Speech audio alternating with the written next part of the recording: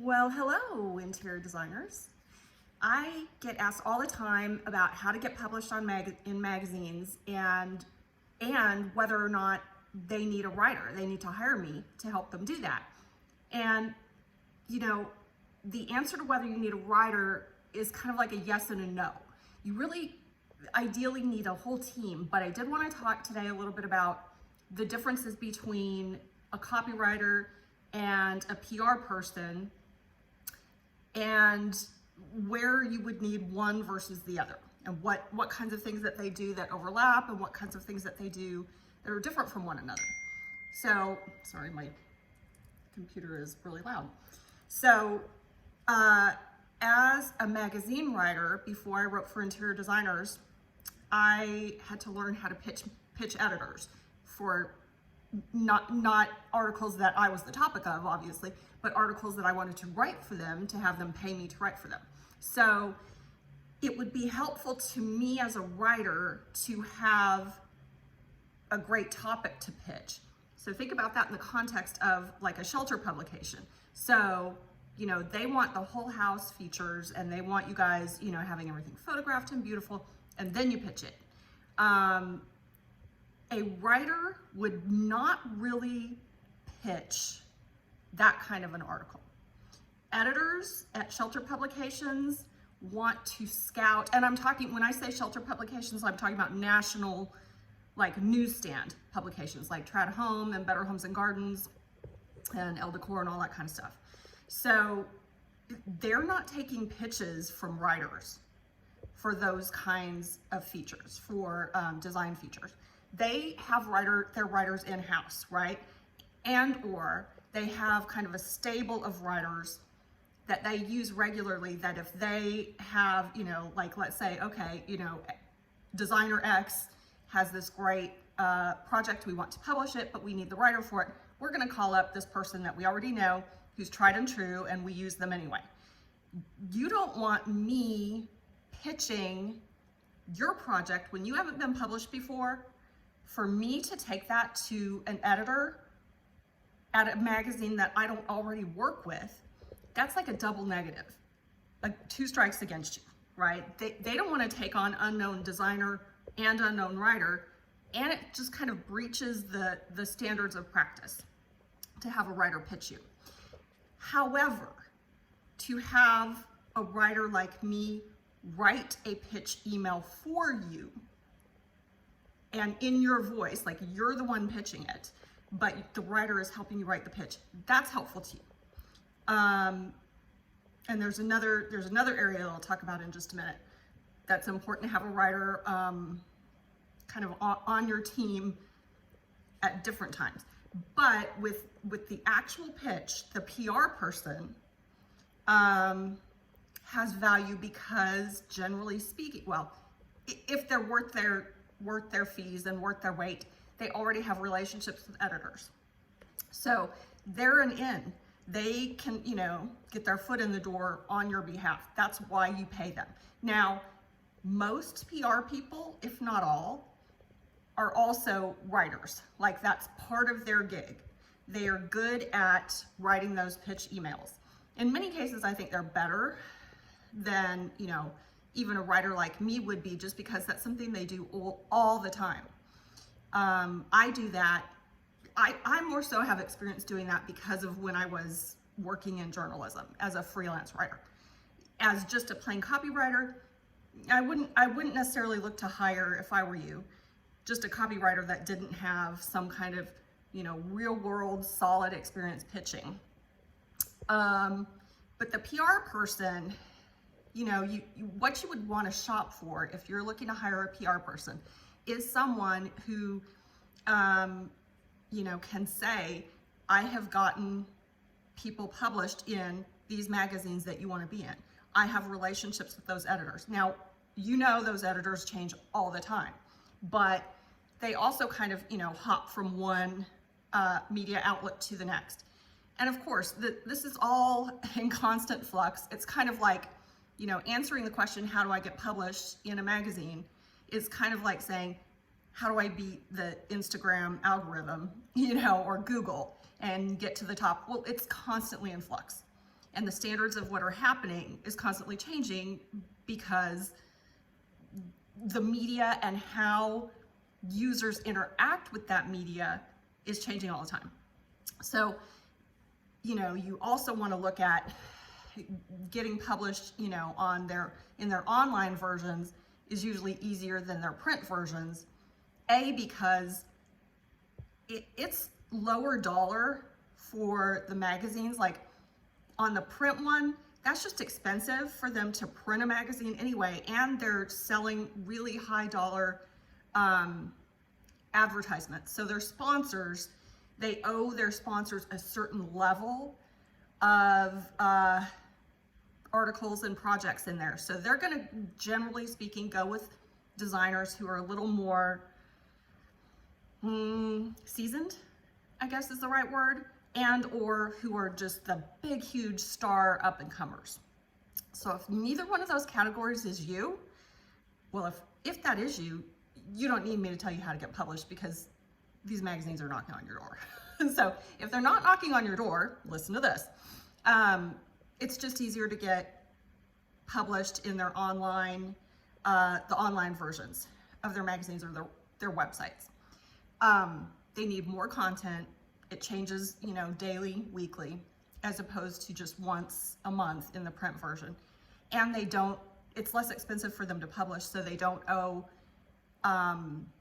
sponsors and the ad dollars that go into that. They don't owe back a certain level of exposure and guaranteed ROI with their online content. So that's going to be easier for you to get published. I was going to say something else. I'm trying to think of what that was. So, a PR person, I would say, your first stop usually is probably a PR person. If, however, that is something you can't afford, then you may look to hire, a writer like me who has some experience working in pitching. Oh, I know what it was. So I actually just had a client. I'm starting working with this client this week, actually. So I work with Katie Saunders of Pop and Gray, who is just a fabulous branding designer and website designer. We work together in a strategic partnership to create websites, full brands of websites for interior designers. So she and I were contacted and hired by a designer who, in part, the impetus for her to get a new brand, a new website, is because she lost out on some media opportunities, some big opportunities. They passed up on her, or they passed her up because her branding and her website were not like, awesome. So I think, that just illustrates the point a little bit that y'all have to be the whole package to get published. And I know that's not, a fun thing to hear, like, oh, I can do this. You can get published, but I would also say, check yourself on why you want that and weigh that with all of your priorities and where money needs to go. Sinking a ton of money into getting into a national publication or pitching a national publication, hiring a PR person, paying for photography, holding back that new project and, saving it, not putting it on your media channels, your social media channels, that's costly. So if you can't, readily afford that and everything else you need to do in your business to keep it running and, be that whole package, maybe let that go. Because I will also say, being published in these national publications doesn't necessarily make you money. I mean, it's a great feather in your cap. It's awesome to have on your press page. It's awesome to be able to promote that. It legitimizes you in a way that few other things do. And I understand that. But from an exposure standpoint to your qualified customers, it's not happening. It's not happening.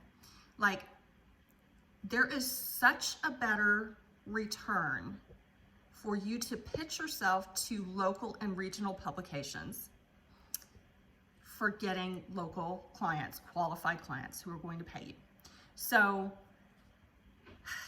you know, again, it's you know, you have to weigh out your priorities right now, where you are right now and what you need right now. So, you know, my suggestion usually is, okay, if you are kind of like not a baby designer anymore and you're graduating out of your, you know, kind of DIY branding and website, and your photography has been good but not great, it's time to pitch yourself, but you want to get published, it's time to pitch yourself to local and regional. Focus on that. I would focus on two things in terms of investing your money. I would not invest in a PR person at that point.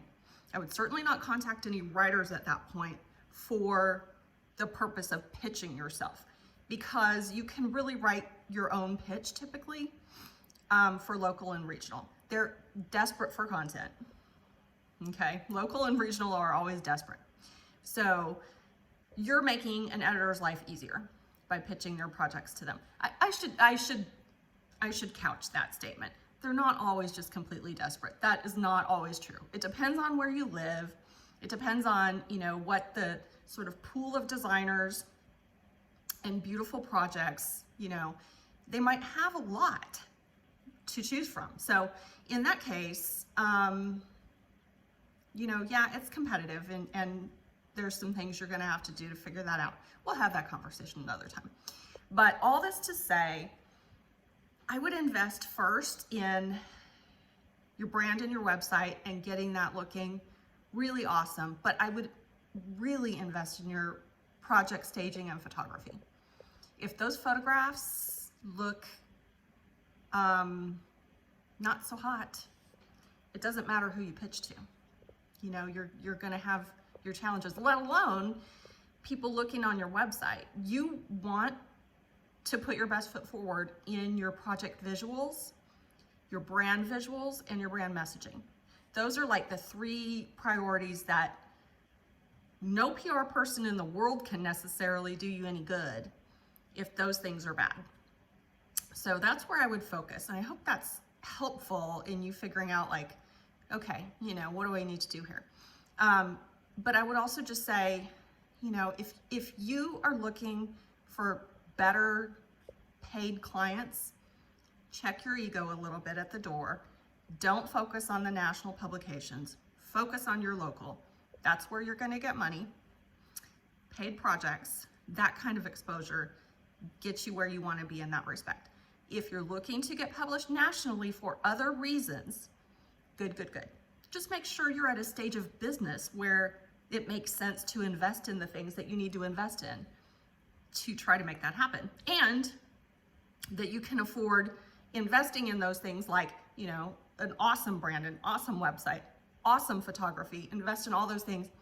And still, if it doesn't work when you pitch to the national publications, it's not going to just completely kill your business that you put all that money into those things for the purpose of getting published. Like, you need to put your money into those things for the purpose of getting paid gigs, no matter what. So it's all perspective.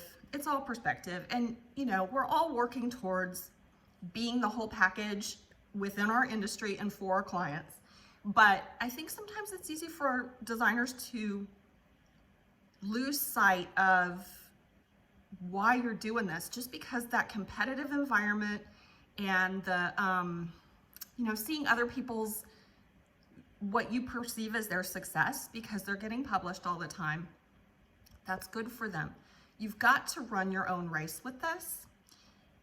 And a lot of that depends on your stage of business and the kind of money that you have, the kind of money that you need to keep going and keep this from, you know, going under, to keep you creating. You've got to fund your creations first and foremost so you can keep creating.